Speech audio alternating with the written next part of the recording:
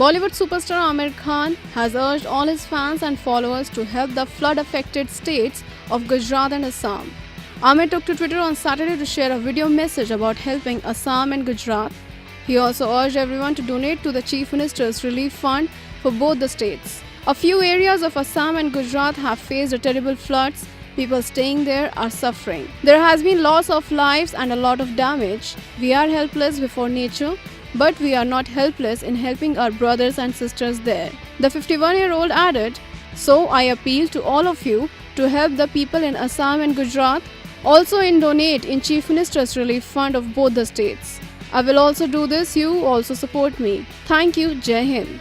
On the work front, Amir will be seen in Thugs of Hindostan, which will also star Dangal fame actress Fatima Sana Sheikh and actor Amitabh Bachchan.